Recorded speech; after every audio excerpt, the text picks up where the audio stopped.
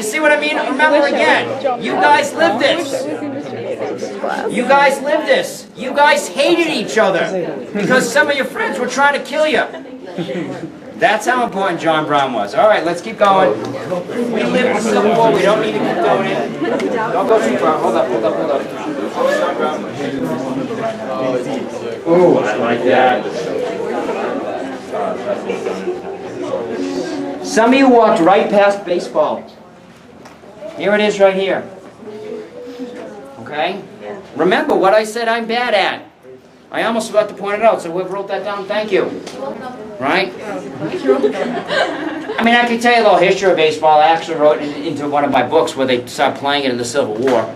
That's really, without the Civil War, you didn't have baseball. At least not at the same speed. If you're more interested about it, I can tell you more later. But remember that this is a whole story. Our leisure time.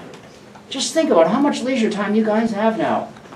For those of you who are complaining about studying and things like that, I mean, you guys can binge Netflix for like 6 hours, right? Or more. But they didn't have leisure time until right about here. Again, the importance of industrialization. Because industrialization, instead of you washing your clothes by hands, I know I'm getting ahead of myself. We won't have the wash machine until we turn the corner, right? But you can see, if I've got the time now to go watch a bunch of guys hit a tiny little ball with a big stick, then I must be getting better at making stuff. And I must have enough extra money that I can afford to go watch it. So if you ever want to figure out when is the country really doing well, look for the leisure time. Look for the sports. Look for the theater. When are the movies going to come in? And stuff like that. So watch for that along the way as we go as well. All this when you just heard your voice behind you. Like, what?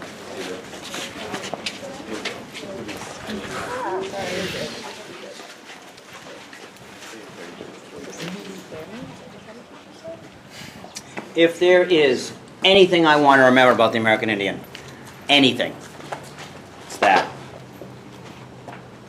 It's not the Trail of Tears. Yeah, I should know the Trail of Tears. But if I had to choose which was worse, the Trail of Tears or this, it'd be this. For those of you who can't see it, it's the Dawes Severalty Act. For those of you who forget what that is, that's basically when they made Indian culture illegal.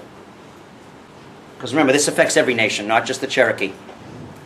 Right? This is when we are the ultimate nationalists. And for those of you who remember your world or your European history, remember what I'm getting into now. Brianna is standing roughly about where Charles Darwin wrote his book. And remember what social Darwinism will do. And what's so amazing, remember again that the slaves got free right over there. But as we all know, in many ways, it was even worse here. Between the Jim Crow laws and the sharecropping and all the tricks that were played on African Americans in the South, it was almost worse. And don't get me started on the lynchings, right?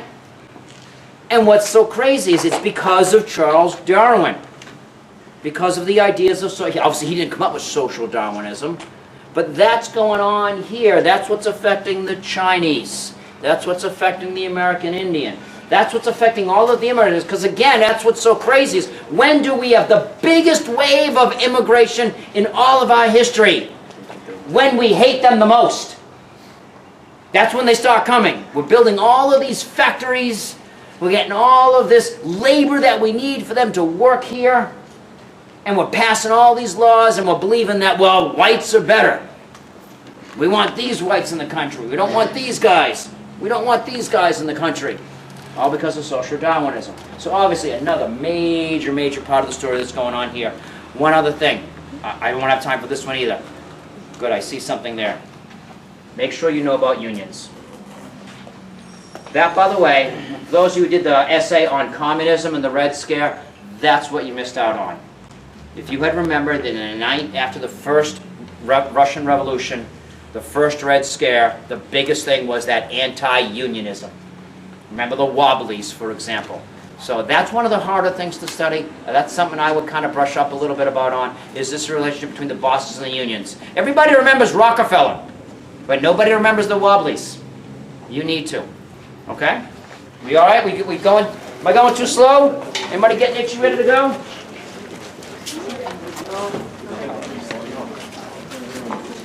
Ah, there's the movies. It's the beginning of progressivism, right? The populism, again, if you remember the first essay, the populists are right about where Danny is, right? And there's Teddy Roosevelt.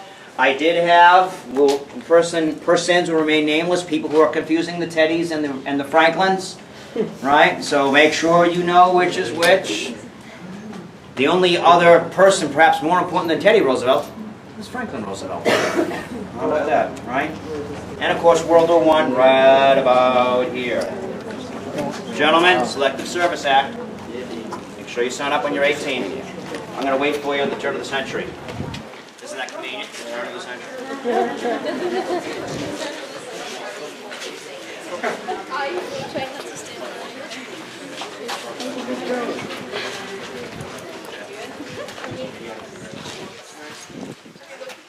What does this say? Something in lynching. Yeah, I don't know what spark's supposed to mean. Like when it starts? Yeah, that's not right, but okay. The height of lynching, maybe? Perhaps. That's what that's supposed to mean. Okay, so now as we get into the 20th century, one last reminder for those of you who did a good job on your interviews with your grandparents or great-grandparents. This is where you're going to see if you can see them. Ah, there's when Grandma was born. That kind of thing. Okay? And that'll help you understand the timeline as we go. You should also not need as much from me as we're going through here because you just studied this stuff. All right? So remember that even though in class we called it the World War periods, here's our time in between. The roaring 20s and the craziness. You don't need any help with the 1920s, right?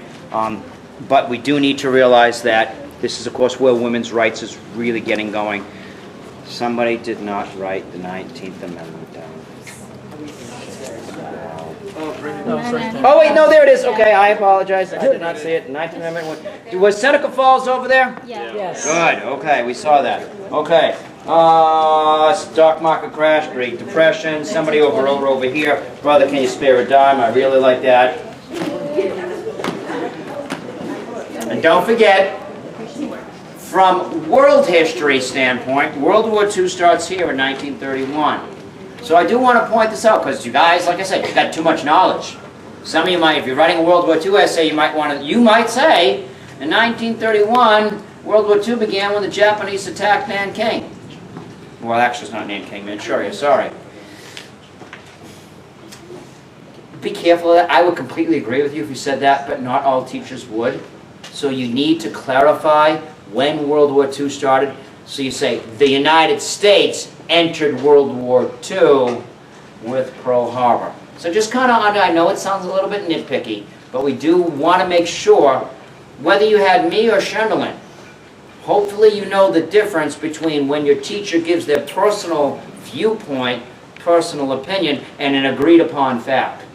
So be careful of that when you write your essays, okay, is that you're saying it the right way. And Ben, where are you? You remember, where are you, Ben-Hur? You remember you and I were having a conversation about outside knowledge? A lot of you guys have some very good outside knowledge. Be careful when you use it. I would say don't use it at all. Especially for those of you who learned it. What's that game all you boys play? Call of Duty. Yeah, Call of Duty. Especially you Call of Duty people, you think that's how you learn. Just stay away from Call of Duty. Okay? And the other video games. All right, keep coming. Keep coming.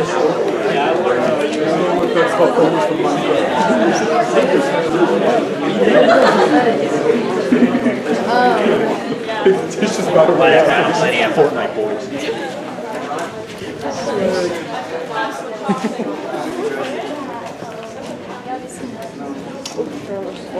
So I think we can end it here. I'll talk for just a couple more minutes about the last half of the story.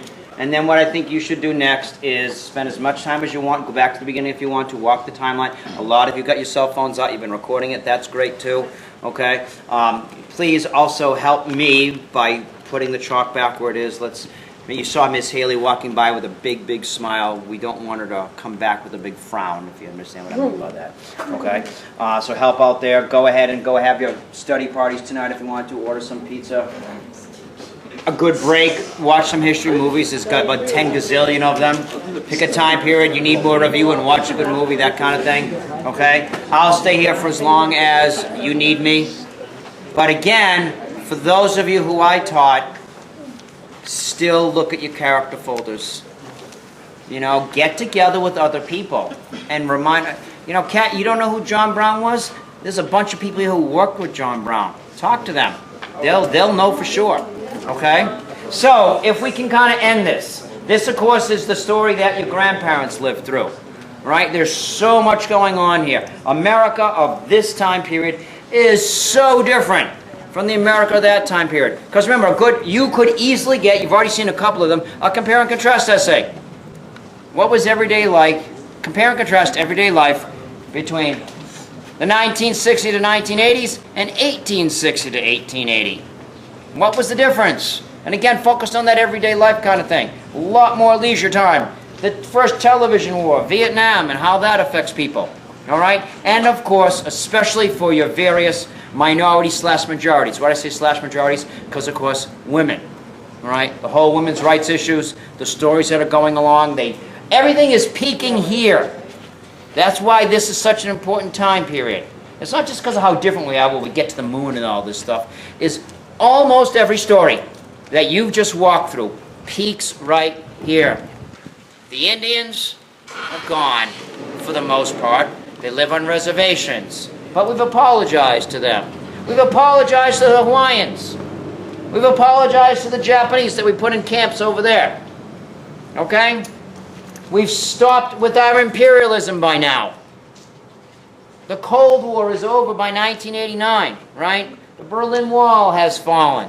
Everything is peaking in this time period. We've added Hawaii and Alaska. We go even beyond sea to shining sea. So this is really the most different America has ever been. George Washington would never recognize it. The government is so much bigger. You know, remember, what did George Washington want? Just leave me alone and let me farm.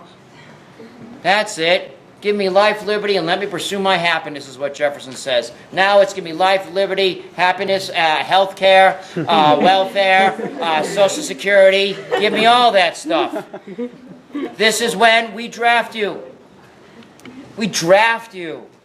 We make you give your life for another group of people, or your own group of people, however you want to define that. All right? How different is that? The fact that we have the greatest army on the planet. When back there, we barely could put an army together. When Lincoln has to say, would you guys please volunteer?